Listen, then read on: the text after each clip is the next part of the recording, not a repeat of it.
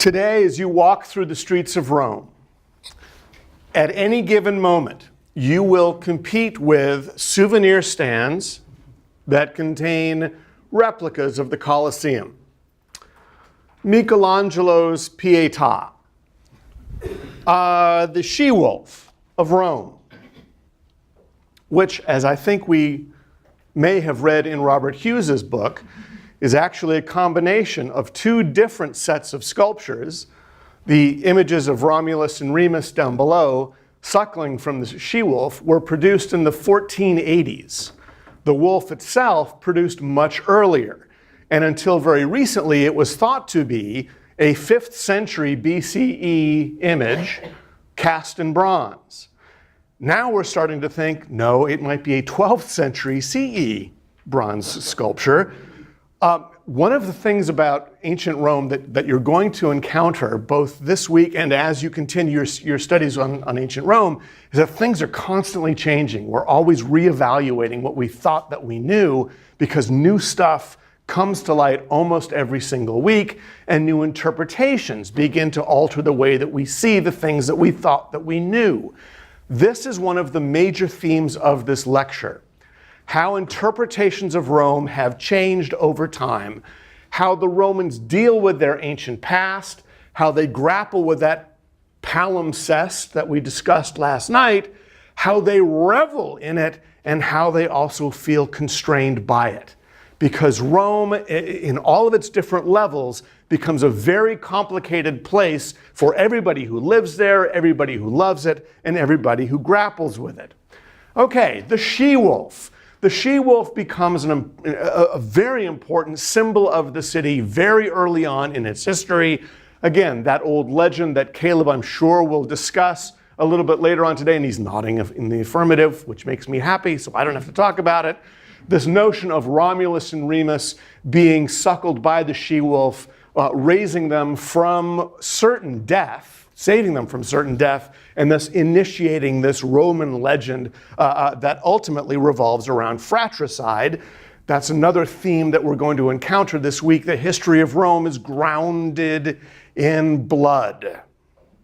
Okay? It's grounded in blood. There's going to be a lot of murder, a lot of death, a lot of backstabbing, a lot of front stabbing. Julius Caesar. But this symbol of Rome, as is the case with many symbols of Rome, endures in a very contemporary way. You will today see the she-wolf and the twins repeatedly as you walk down the street. If you're a fan of calcio, Roman soccer, the Roman soccer team has as its emblem the she-wolf with the twins, as you can see above. I've got an old Roman soccer jersey or soccer shirt that's based on a 1940s design. I'm going to wear it. I just didn't want to be, recorded in posterity wearing it. But you actually see the she-wolf emblazoned on that shirt. It's on the jerseys. It's what contemporary Romans want to think of or want to be associated with, both in modernity but also historically. Sometimes the past actually gets in the way literally. In the early 1960s, Rome began to create for themselves a metro system that they thought would rival that of Paris and London. They managed to complete 2 of these lines, the B line and the A line in blue and orange, and then quickly began work on a C line that you see in green. However, as they were creating this metro line underneath the city of Rome, a law was passed in the country that announced anybody who encountered any kind of archaeological remain as they dug through the earth had to stop their digging immediately and allow professional archaeologists to come in and cleanse the zone and figure out what exactly it was that had been encountered. This was supposed to stop farmers from destroying little sculptures and figurines in their fields as they plowed through them in the Abruzzi. Well, what happened as they were digging the sea line, guess what? Every 40 meters, they would bump into a new archaeological site, and they'd have to call in the archaeologists who would start brushing off little things to figure out what it was they had actually encountered. We're now in 2018, and the sea line isn't finished yet. They keep on bumping into things. This is a great allegory for Rome. They love the past. They depend on the past. Tourism is the #1 industry in Italy, and second place is way down the list. They depend on their archaeological remains. They depend on people like you and me.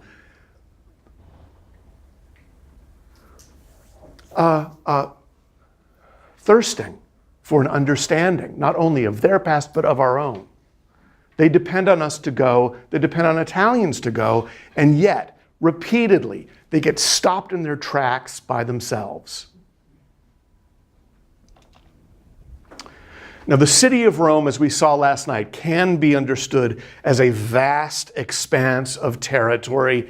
And if you've ever walked the streets of Rome for a day, you know that you can traverse what you think is a vast section of that city. You come back and you look at your health meter and you say, oh my God, I've walked 20,000 steps today. And then you look at the map and you realize you've only encountered a couple of neighborhoods. This is a really, really big city, but it has changed. It has evolved over time. The vast ancient city that approximates the city today receded in the Middle Ages. By about 1400 CE, in the time of the popes, during the period when the papacy had moved to Avignon and then had split into two entities, the population of Rome, we believe, had dropped from its high point of about 1.4 million in antiquity, had dropped down to a population of 25,000. About 10% of which was engaged in the trade of prostitution. Rome was considered to be a wasteland. It was considered to be a dangerous place to go. Think of Times Square in 1973. Literally, that's kind of a good approximation.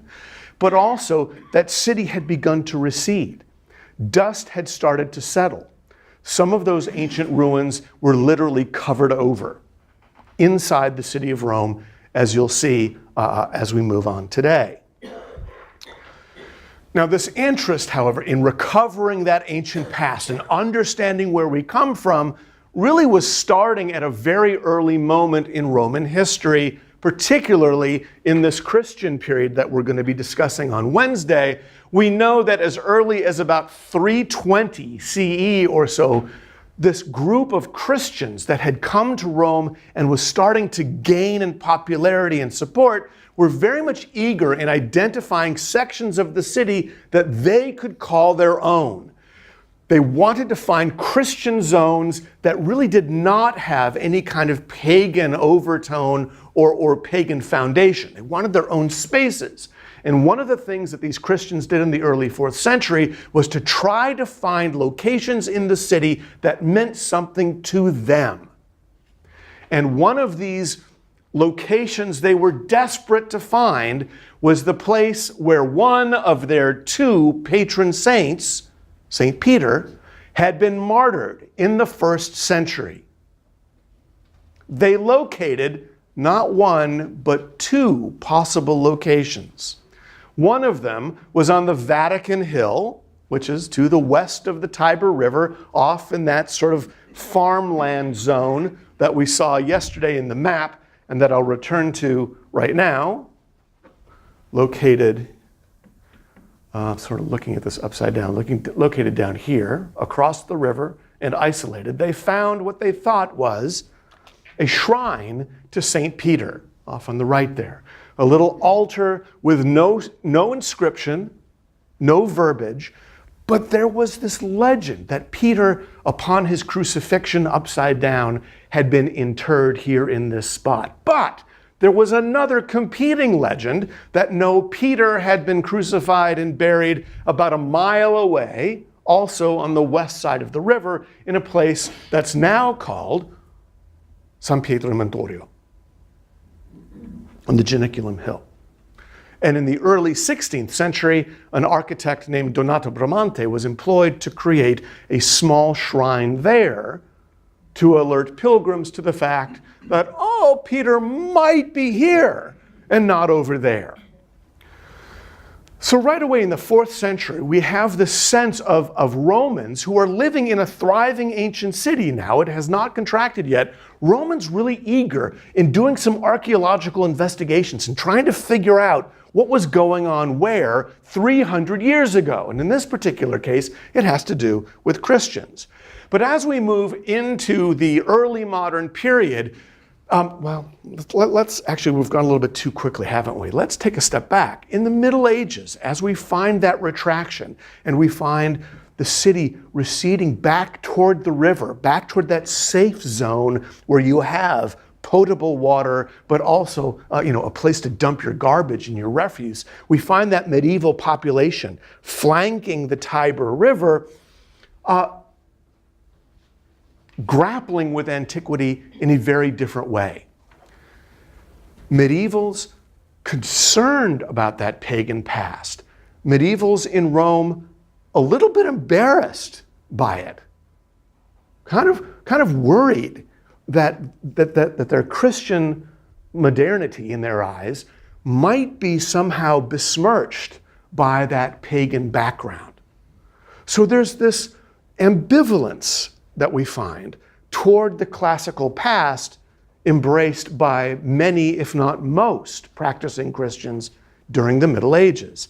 That is certainly not the case among intellectuals who are always going to be thinking about templates and prototypes, but it really won't change culturally until we get into the later 15th century, as you'll see in just a minute.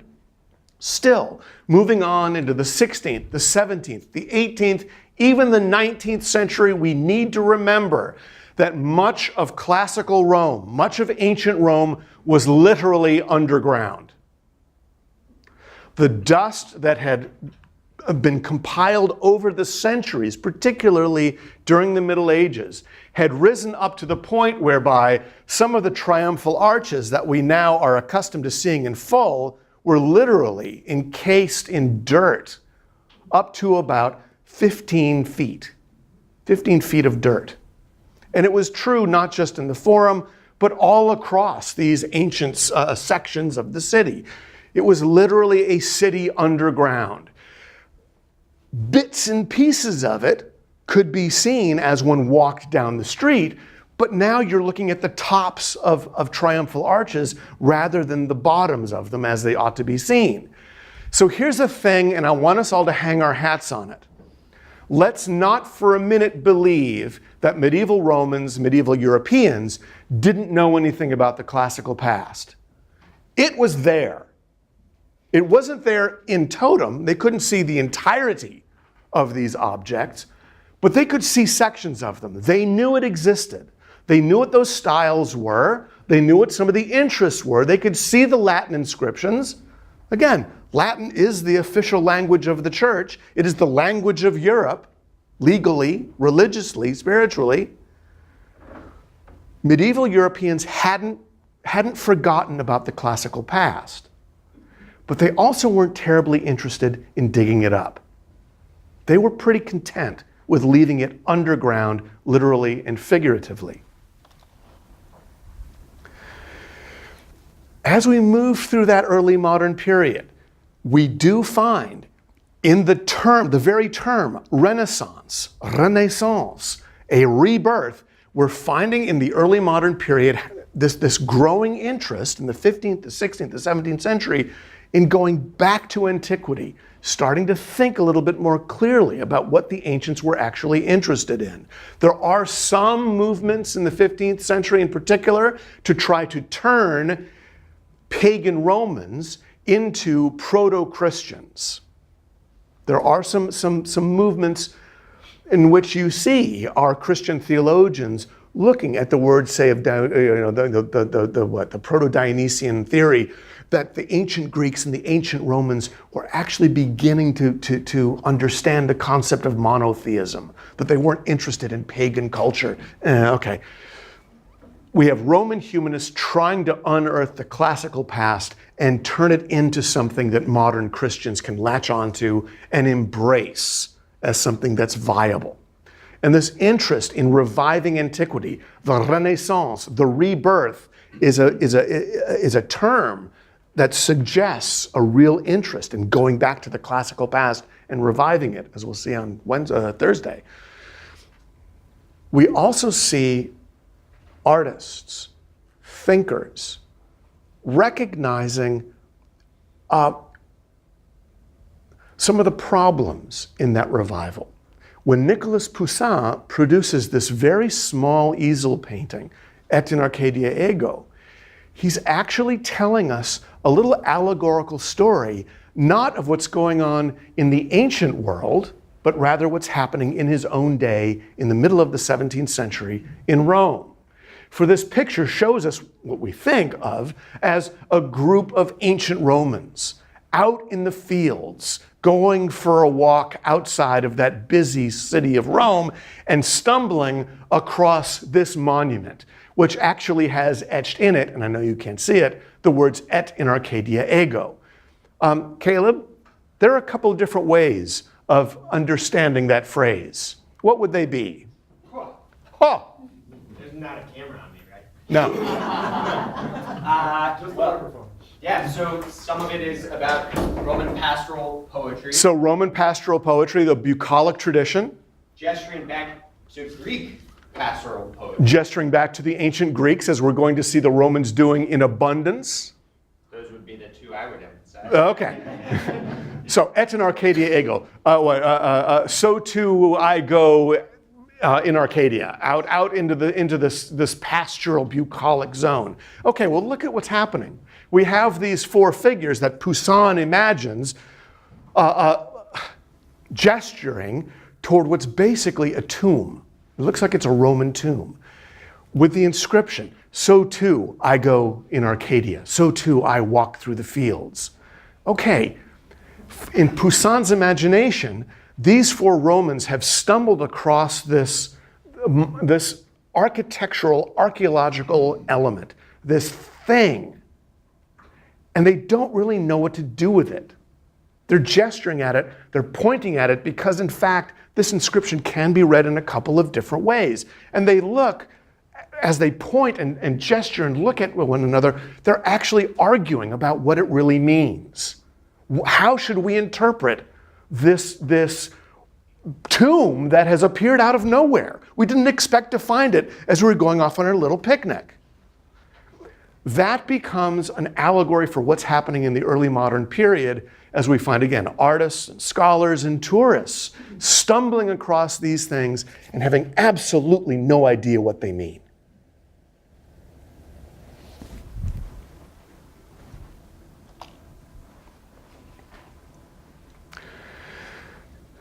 Now, this great interest in beginning an archaeological examination of the ancient city begins in earnest in the late 1470s or the early 1480s. There's actually some debate about the specific moment when it occurs. Most of us believe that it happens in the year 1479. We can actually pinpoint it. In 1479, there's a shepherd boy, and he's walking out in the fields of Rome, which today is actually right in the middle of the city, of the urban city. But in those days, it was field. This kid is walking his sheep, I think specifically walking his dog. And the dog falls into a hole in the ground. And the shepherd boy dives in after it to find this dog. And he realizes he's in a cave. He's in this grotto. And he calls up, and fortunately others hear him, and there's this great Thai cave rescue mission. And, Elon Musk takes his submarine and he goes down, they go down and they find this boy and his dog, and of course it's pitch black, and so they light their torches. And lo and behold, they look up and they realize that they are in what is now a subterranean cavern, which they quickly realize originally, was an above-ground palace constructed by the Emperor Nero, called the Domus Aurea. That's a mind blow. Can you imagine walking along the colonnade, falling into a hole and realizing, wow, there's this whole other building down here that we didn't understand from 1749. Wow, everybody would be really excited, wouldn't they? What they also realized with their torches is that this great cavernous structure was decorated with paintings on the ceiling. Paintings of these tiny little motifs, little vignettes, strange mythological figures, tiny still lives of vines, cornucopia, etc. Little things located in what the Romans thought originally was a grotto. And so they attached to these tiny little paintings a specific name, a grotesque. A grotesque. And that's what we call these little small paintings. You'll go through Italian museums, French museums, English museums, and you'll find these tiny little paintings. Those are all grotesques. And that word comes from the discovery in 1479 of these tiny little paintings on the ceiling of the Domus Aurea.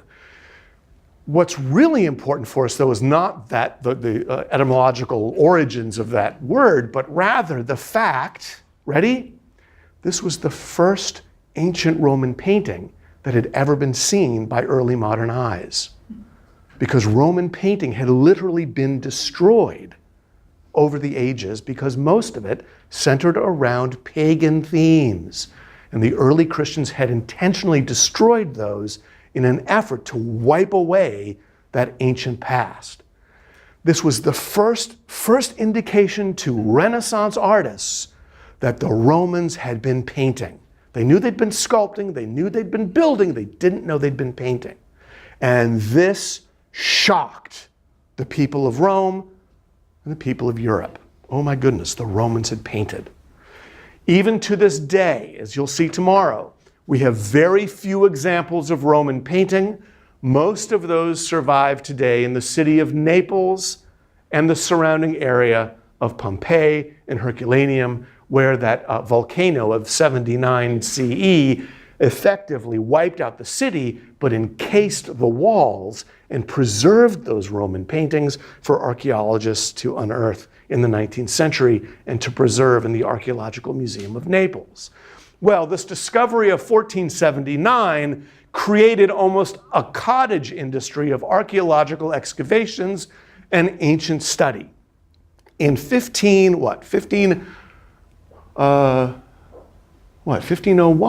1501,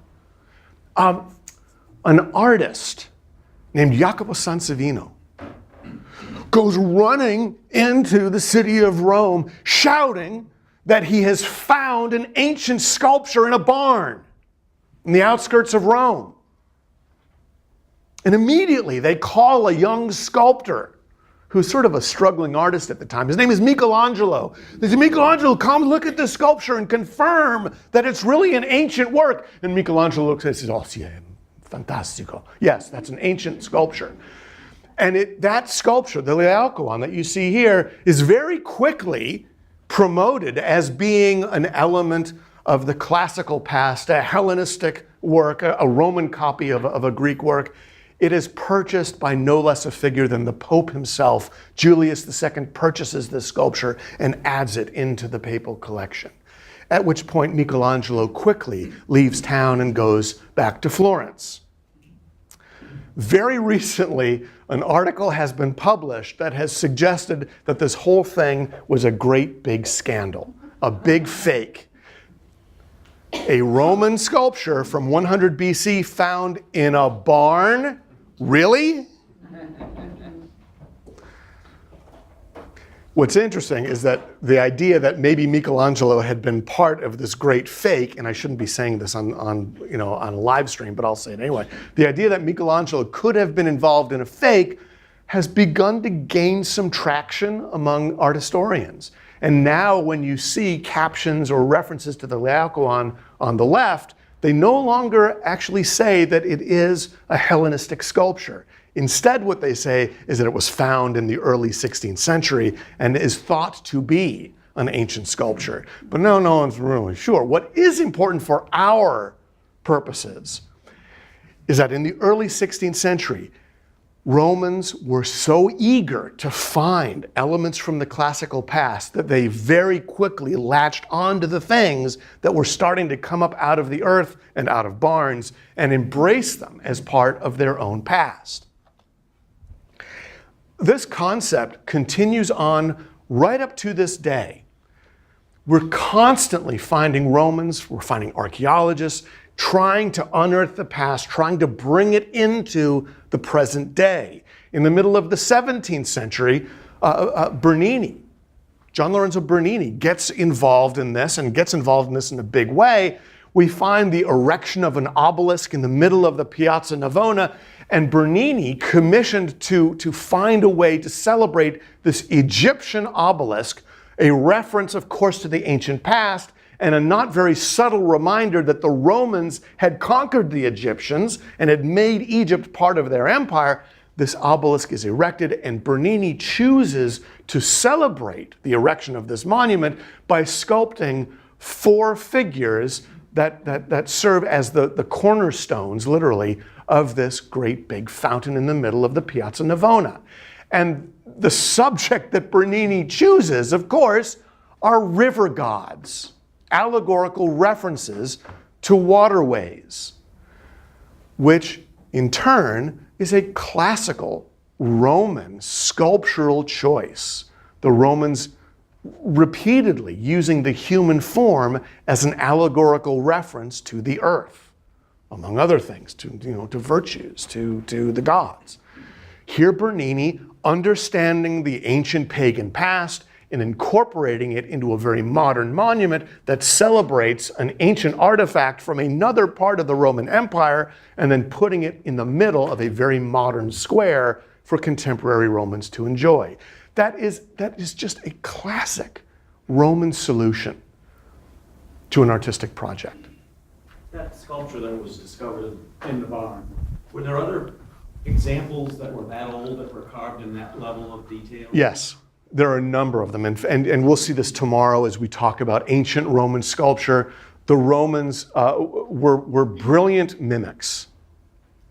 That's kind of the... So it really could have been... Oh yes. Oh, and again, it's only until very recently, as in like the last 5 years, that art historians have begun to wonder about its authenticity. But you can't carbon date it because marble is marble is marble. But the stylistic features of the Laocoon, and I'm seeing this is more pixelated than I thought it would be. The stylistic features of the Laocoon really do lend themselves easily to an understanding or a comparison of Hellenistic sculpture from the period. That naturalistic likeness, the hyper-reality of the figure, the twisting and turning of bodies and forms, a compositional understanding of unity out of individual parts. These things we'll talk about tomorrow. The Laocoon really does lend itself easily to a comparison with contemporary works that we know were produced in that era. So it's not as though art historians have been stupid in thinking, oh, gee, this was a Hellenistic work. And I might add that there are a lot of art historians out there who still abide by the idea that this is an original Hellenistic work. So there's a great debate right now about the authenticity of the Laocoon. Okay, let's move on from Bernini. Okay, and I know I'm skipping very quickly. We're looking at 2,700 years of Roman history. Yeah, I'm going to get back to Caleb tomorrow and give him a shot.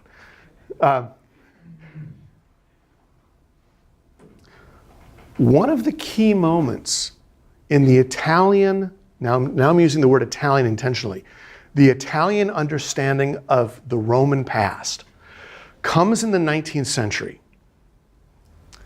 Between 1848 and 1870, a good 22-year period, different Italian city-states and provinces governed by other countries in Europe formed together a coalition to fight off the Austrians and Hungarians, the French, and the Spanish who occupy the Italian peninsula. Because up until 1848, well, really 1870, Italy was not Italy. The peninsula was a set of individual, independent, sovereign city-states and then provinces that ultimately were governed by foreign powers. Italy was a great big colony. It wasn't until the middle of the 19th century that the Italians got together, they united briefly to expel the foreigners, the last holdout being the papacy. Papal states were not ready to give in to this unification movement. It was finally in 1870 that an agreement was reached whereby the Vatican could retain its political sovereignty and be its own independent state with a population of 1. Okay, there's one citizen of the Vatican City. All right. Why are we talking about this? Well, it's because in the middle of the 19th century, at the same time that Otto von Bismarck is uniting Germany, we find the Italians uniting themselves and arguing that for the first time since the 5th century CE, Italy ought to be united. We used to be great.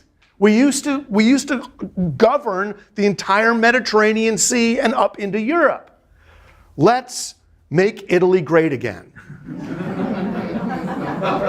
MIGA. Really, that's what they're talking about.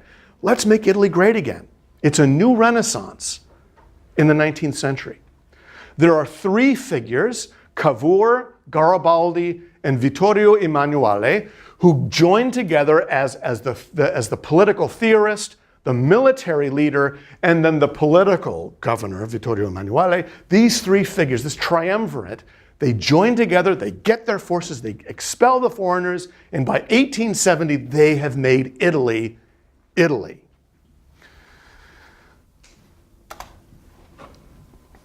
And it's at this time, in the 1870s, that they start going back to some of those areas in their country now of Italy, but also in the city of Rome, and they start looking at those old monuments buried up to 15 feet in soot, and they begin a systematic renovation of their cities. And they do it for a couple of reasons. One, they really do want to make Italy great again. They want to recover that past. They want to see what their Roman forefathers had been up to 1,800 years ago. But secondly, they're very much interested in catering to this thing called the Grand Tour. Because for a couple of hundred years, we'd had especially British tourists, but now Americans coming over the sea to spend months and months and months in Italy to look back and to drink in at Arcadia Ego. They want to go out in these bucolic zones and eat the pasta and drink the wine and see the Laocoon. That becomes part of one's education if one is of a certain social class. So the Italians get this, and they're trying to encourage more people to do the Grand Tour because it brings money into the country. Tourism is the #1 industry in Italy and has been for a very long time. But the third thing, the Italians, and this is also important, the Italians and Rome are very much interested in competing with the city of Paris. Because in the 19th century, the Parisians had wiped out good sections of the old medieval city, and Haussmann had come in and redesigned that urban environment with great big avenues to encourage movement and transportation, and also to create grand vistas for the tourists to come see and enjoy. What a great success Paris has become. By the end of the 19th century, it is considered to be the pinnacle of modernity, and the Romans are really interested in beginning to compete with Paris for creating these vistas and these wonderful places where people can go. In the 1880s, to celebrate their unification, to celebrate this joining together of the different provinces, the Italians agree to celebrate one of those great figures from that recent past, Vittorio Emanuele, the king of Italy now, by creating a monument that's initially intended to celebrate the grand unification of Italy, but which very quickly is understood really to be a monument to the king. It is created on the Capitoline Hill, overlooking the Piazza Venezia. And that's important because yesterday I showed you that little model of Neolithic Rome. Well, that site was on the Capitoline Hill. It was always understood as being one of the early centers of the ancient kingdom of Rome, and here the new king places his monument on top of it. It's not just a monument. It's the biggest monstrosity in the entire country. It has been a joke among Romans. They do not refer to it as the monument of Victor Emmanuel. They don't refer to it as the monument of the reunification of Italy. They call it the big wedding cake.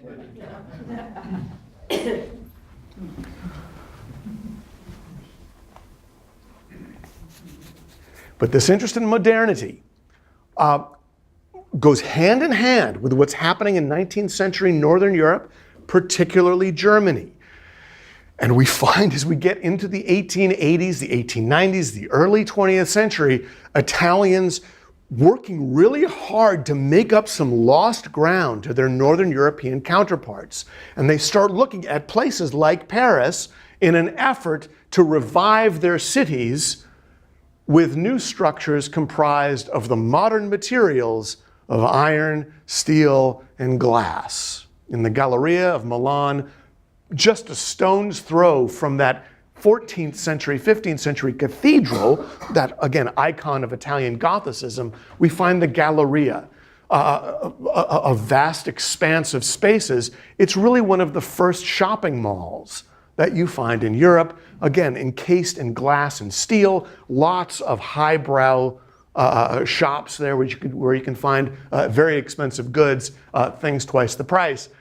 This becomes kind of a model for Italian thinking as we move into the 20th century, as lots of Italians who are trying to modernize their country are looking at Milan, looking at Paris, looking at Northern Europe for some inspiration.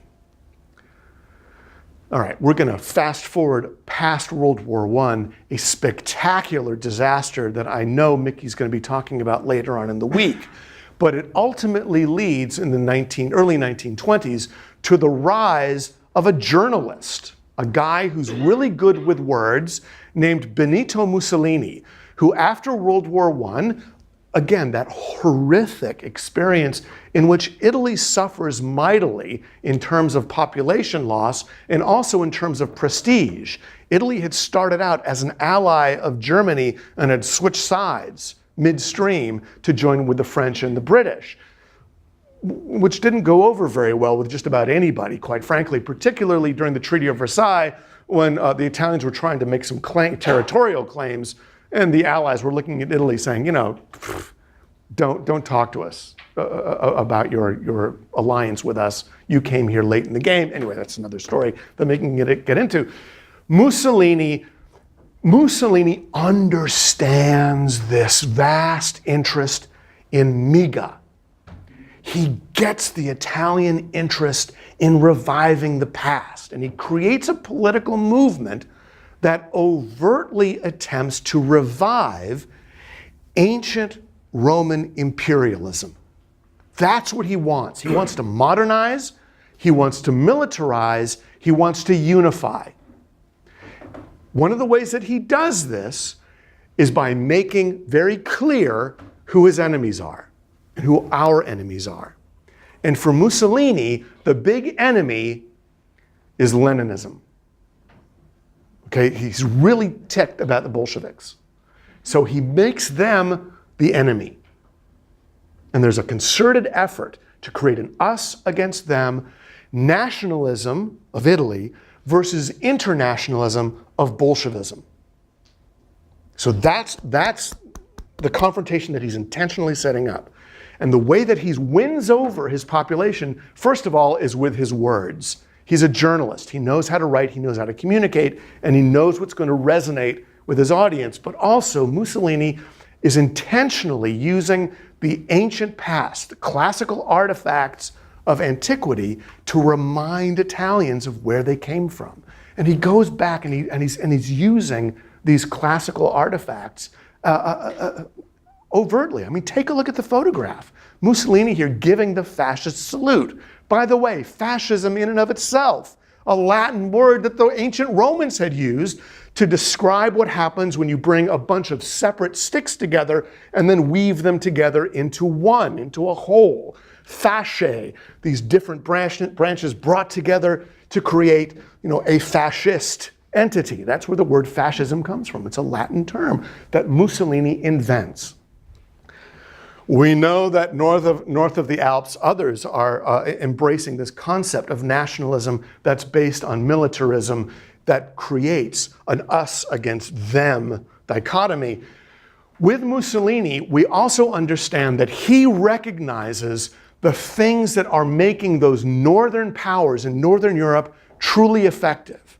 He knows that the Germans, the Dutch, the French, and especially the English have colonies all around the world. Colonies that they can use for their resources, colonies that they can use for trade, colonies that they can use strategically and militarily by placing bases all around the world to control their interests. And Italy, because it had only recently been its own country, didn't have any. So in the middle of the 1930s, Mussolini goes about the process of rectifying this by sending an Italian army into Africa, into Ethiopia, which he claims has some connection to Italy. He takes his army in there in order to make Ethiopia an Italian colony. And he does it pretty brutally, as you can see in this cartoon on the left by David Lowe from the Evening Standard. And the inscription or the caption, which you might not be able to read from where you are, says, "Pa! They were uncivilized savages without ideals." And there you see the Ethiopians that he has gassed, dead behind him, obviously raising the question of who's really the uncivilized savage in this equation. Well, this campaign in Ethiopia didn't go very well. The Italians actually were completely humiliated and had to retreat out of Ethiopia, which made Mussolini and the Italians the laughingstock of Northern Europe for quite some time. And I've always thought that's one of the reasons why the Italians were so late to join into the activities in World War II. Italy didn't declare war on France until May of 1940, just as the Germans were reaching Paris. The Italians were waiting because they were actually not very effective on the battlefield, as their Ethiopian campaign had demonstrated to them. Internally, domestically, Mussolini was a little bit more successful than he was on the foreign stage. One of the things that Mussolini intentionally does in an effort to revive this Italian nationalistic spirit is to go directly into the heart of the city of Rome and turn it into a Parisian model of urban design which emphasizes the Roman past. He does three things that I'm going to show you here in the next 5 minutes. Number one, he goes to the Vatican and he recognizes that there's a great opportunity to create a zone here leading up to St. Peter's that in the 1920s is filled with buildings. Now, we know back in the 17th century, this entire avenue here was completely clogged with tenements. This was considered to be one of the ghettos of Rome, right at the doorstep of St. Peter's. And the reason why Bernini's arms of the square of St. Peter revolve in this direction is that these columns are intended to keep the tenements out. It's almost a wall, a barrier to protect the Vatican from the encroachment of the poor. So Mussolini in 1929 goes into this grand avenue and demolishes all of those structures in order to create this lovely avenue that we see today. And as you walk from the Tiber to St. Peter's, you see this massive Parisian Boulevard, which is really a Mussolini invention from the late 1920s and the early 1930s. He does the same thing at the Roman Forum. which in the 1920s was actually a fairly accurate replication of what the ancient and medieval city had looked like. A lot of buildings surrounding the Colosseum and flanking the Roman Forum, which you can barely see here. Again, I don't have my glasses on, but the approach to the Colosseum really depends on one's angle in the alleyway that you use to approach that space. Mussolini changes that by eradicating a good chunk of that space next to the Forum and creating the vast boulevard that you see today as you make your way from the Wedding Cake Monument down the street to the Colosseum. Mussolini cleared it out. He wanted to make it a straight shot in that Parisian concept of the boulevard that connects one major location to another.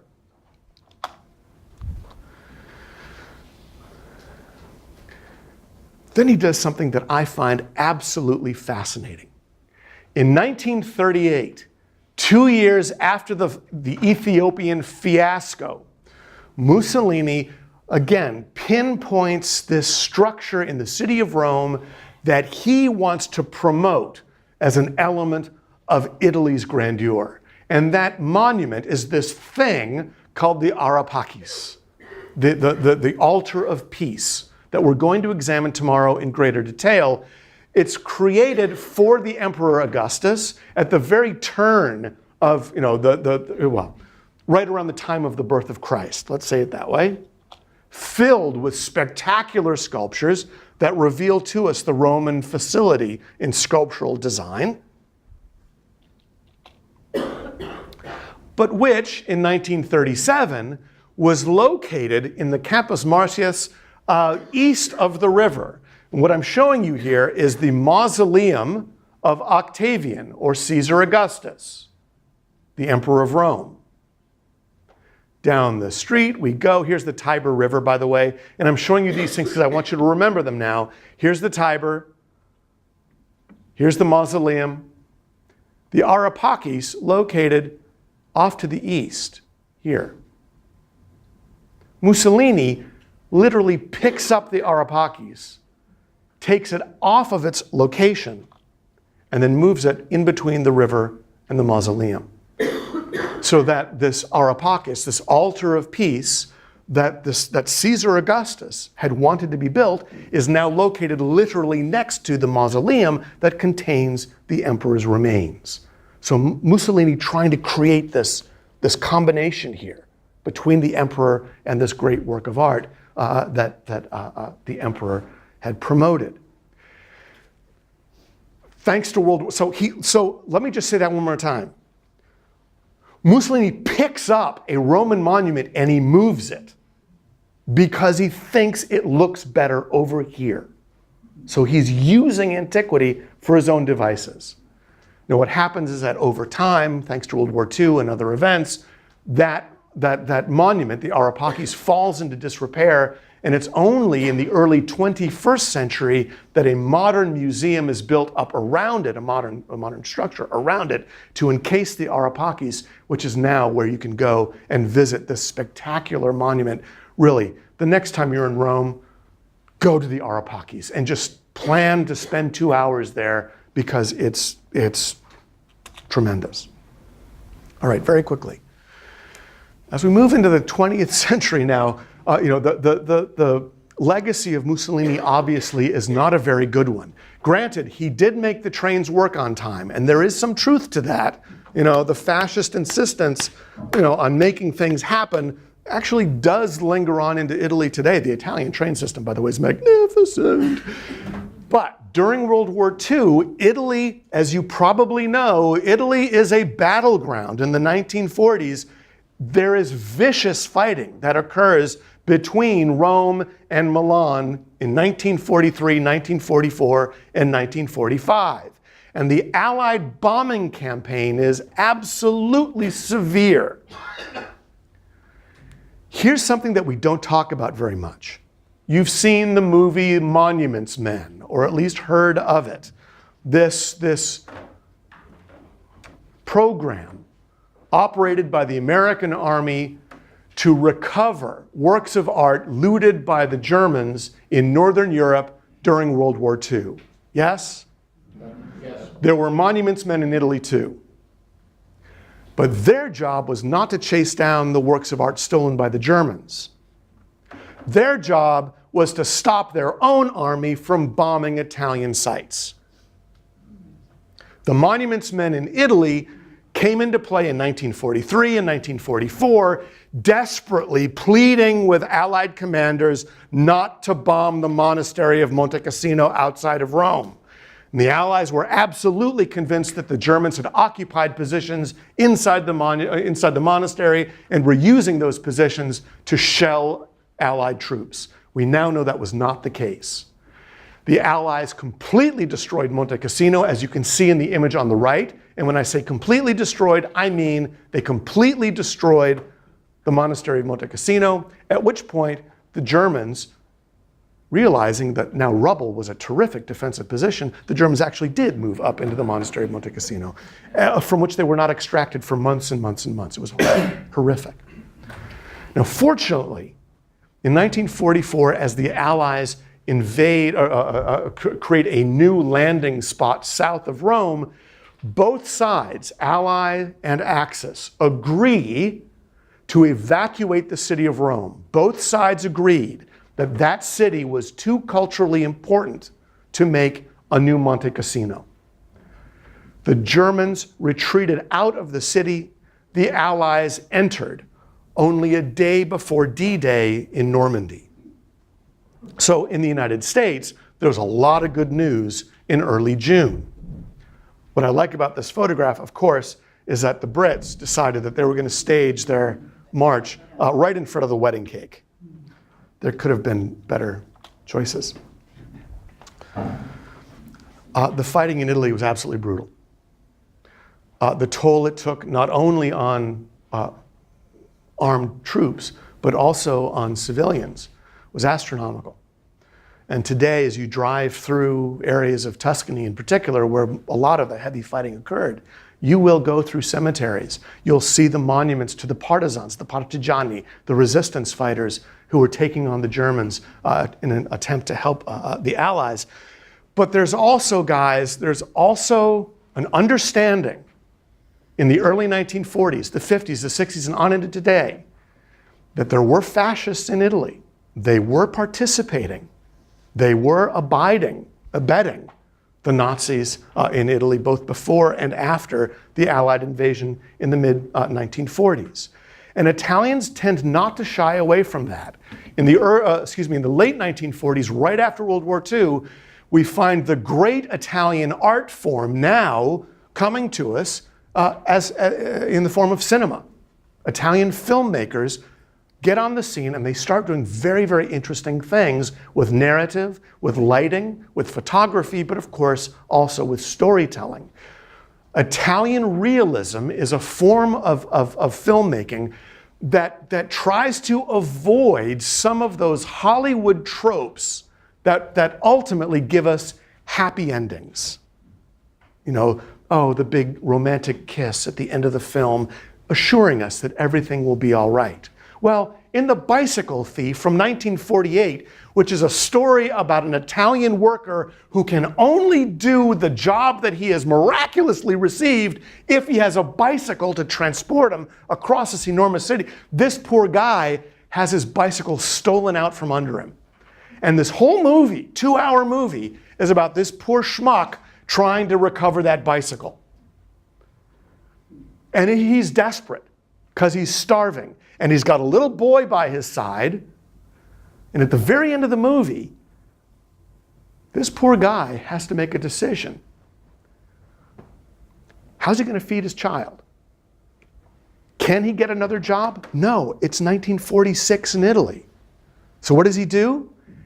He tries to steal a bike in front of his son's eyes, and he gets caught. And he gets humiliated in the city streets of Rome, and his child is there weeping, and he's weeping, and the film ends with the owner of the bicycle realizing what's happened, and he lets the guy go. He does not press charges. And the film ends with this bicycle thief and his little boy walking away from the camera, sobbing. That's the end.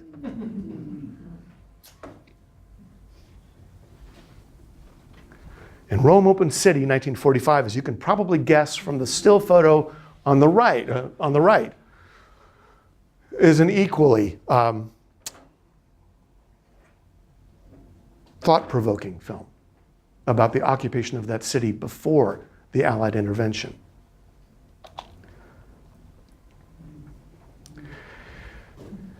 It's still called the Italian miracle today.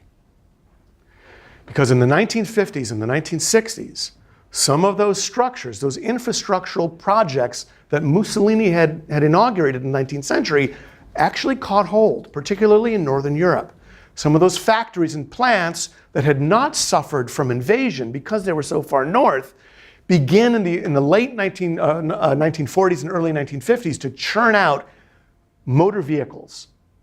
Those Vespas that we all like to think are really cute and annoying and fun, those Vespas actually were the mode of transportation for lots of Italian families.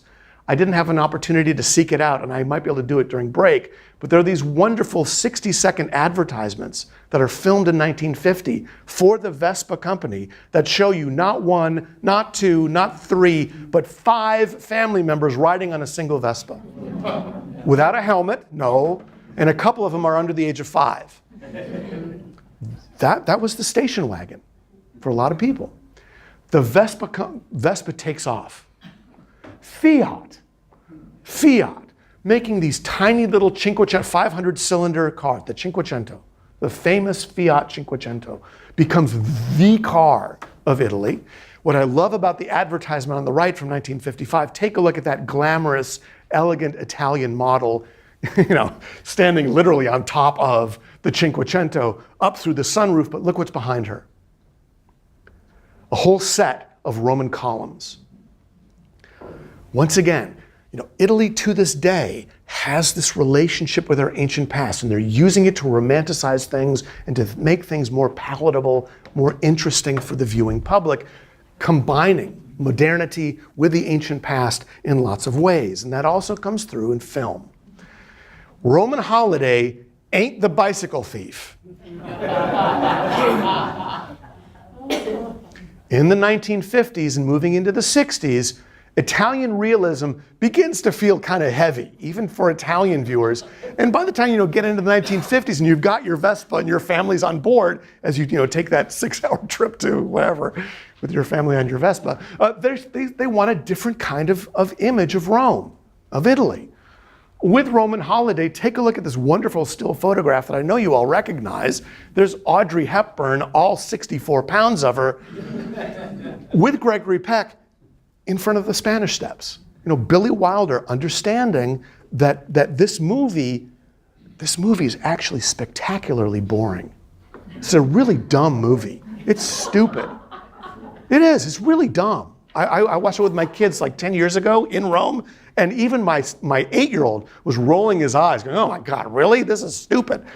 What makes that film work is it's Rome. It's a movie not about these two characters. It's a movie about Rome in 1953. And so you're fixated on it. It's stunning. It's brilliant. Billy Wilder giving you the grand tour. That's what it is. Fellini, as we saw last night, Fellini turns that on its head a little bit.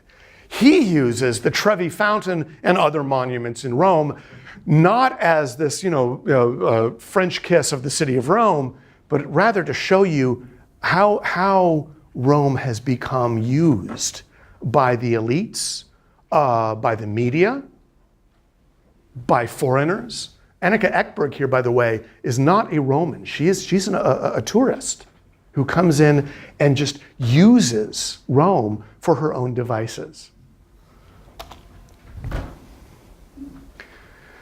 I had a really hard time finding the right images for this one. But this is an important film.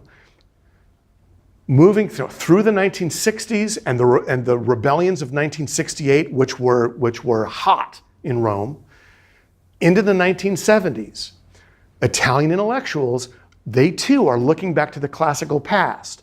But because they've got that realist underpinning, and because they see the sappiness of the 1950s Roman holiday mystique, they start thinking about antiquity through what they believe is an incredibly accurate and unbelievably crass lens. In Caligula from 1979, Gore Vidal teams up with Bob Guccione, the publisher of Penthouse magazine, and Tinto Brass, a filmmaker who now is known throughout Italy as being the great purveyor of softcore porn. And these three guys come up with a vision of Rome in the 1st century CE that is vulgar and repulsive, shocking, pornographic in a literal sense of the word, and is probably spectacularly accurate, showing the decadence of the imperial court in Rome during the reign of Caligula. The outcry was deafening. Critics panned this movie, they hated it, and it has survived because people have begun to realize that these three pornographers, they had it right. They actually got it right. So much so that 4 months ago, when I was sitting in my apartment in Florence, flipping through the TV channels on national public television in Italy, what should appear at 9:00 p.m.? Caligula on Rye 3. We'll end with this. There's a kind of psychosis in Rome. How do you deal with the past? How willing are you to remove some of those layers that have covered it, that have maybe gussied it up a little bit? In the late 1980s, Nippon Television from Japan paid the Vatican $3 million for the exclusive rights to photographs taken of the Sistine ceiling. In return, the Vatican agreed to pay for the restoration of that ceiling. They brought together a team of restorers known across Europe as being the very best, using a chemical called AB40 that they used to wipe off layers of dirt and varnish that had accumulated on that ceiling since Michelangelo had completed it in 1512. Oh my God, how dare you touch Michelangelo? How dare you remove anything from that ceiling that Michelangelo painted all by himself on his back? Well, first of all, he didn't paint it on his back. But secondly, most of that stuff had been applied over the centuries to brighten it up and to make it look better.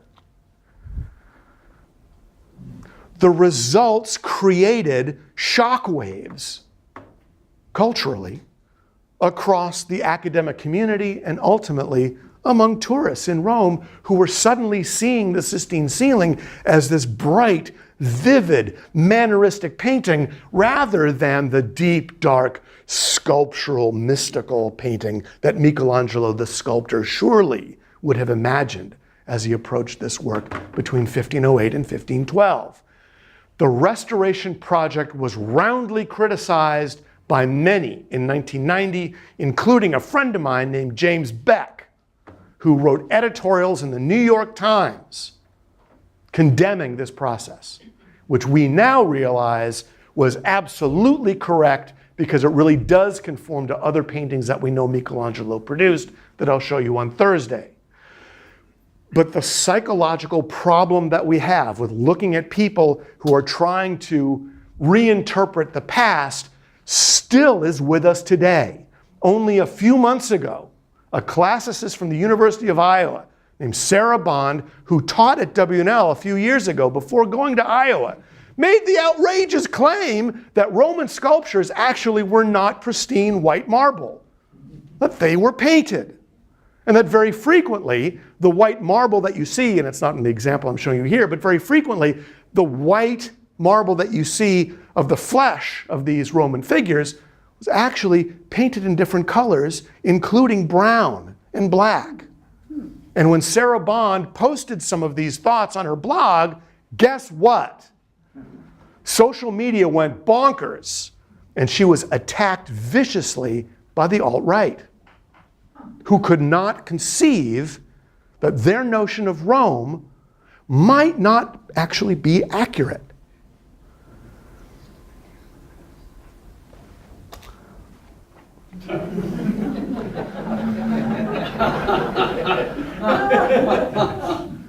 So today we're left with this. We have before us in Rome magnificent structures that have been beautifully cleaned and are probably pretty accurate.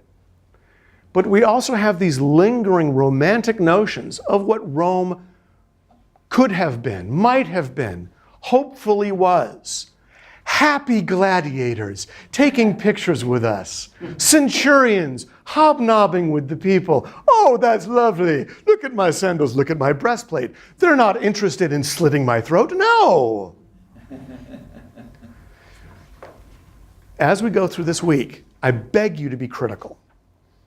I beg you to look at the images that we show you, to think about the themes that we're presenting to you, and to ask yourself and maybe us, exactly how accurate is that? And how do we know? How do we know of its accuracy? And sadly, very frequently, my answer and our answer will be, oh, we're not really sure. All right, that's all I've got today. I'll take your questions.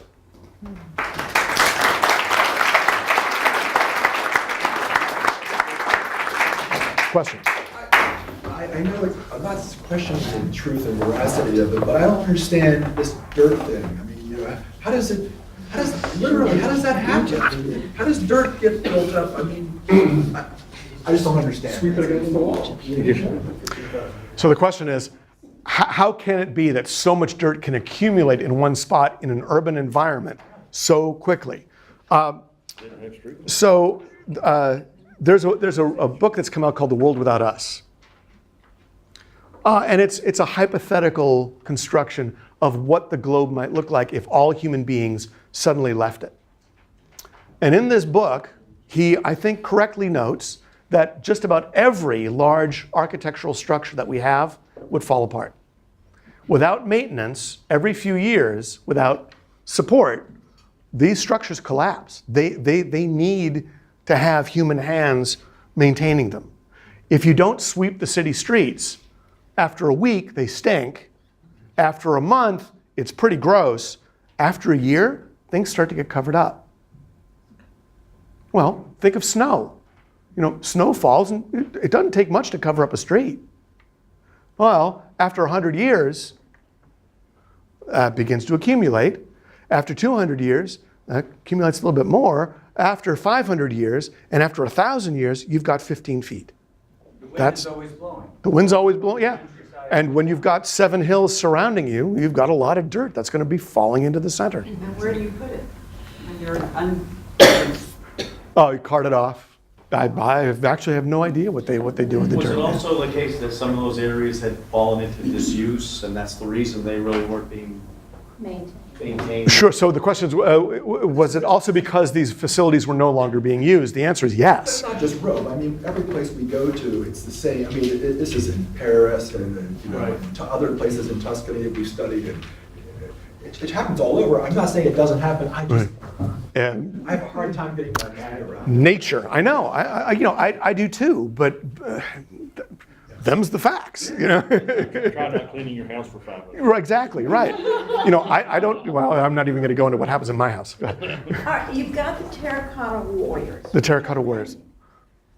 In China? in China. Okay. And they've got sections that have not been dug up because they don't have the ability to do it and keep the colors. Because if the color just disappears. Are there similar sites in Italy where you're going to be able to dig up ancient statues and prove they were painted? So are there sites in Italy where you can dig things up to prove that sculptures were painted? Well, one of my answers is, I don't know. They're under the ground. But my other answer is, yeah, that we know there are sites that still need to be unearthed. Pompeii is one of them. When you go to Pompeii, there's a great section of that city that has not yet been excavated. So, you know, and as we see with the subway system, they're continually bumping into things, and who knows what they're going to find. That's a good question. Yeah. Greek sculptures and Roman sculptures, how can they tell that one is a copy of something that doesn't exist anymore? How can you tell whether a sculpture is a Greek original or a Roman copy? We'll talk about that a little bit tomorrow, but in short, the differences are actually pretty minimal. Usually the Romans were quite good at copying, but there was one way that I think you can tell a Roman copy, and that is the Romans, because of their interest in wealth and their interest in the display of wealth, understand that in their period, one's social and economic and political status can be gauged by the amount of food they can eat. And so very frequently, you'll see on Roman sculptures a little bit extra baggage around the belly. So I would be a good Roman. Okay, thank you, George. Thank you very much. Thank you.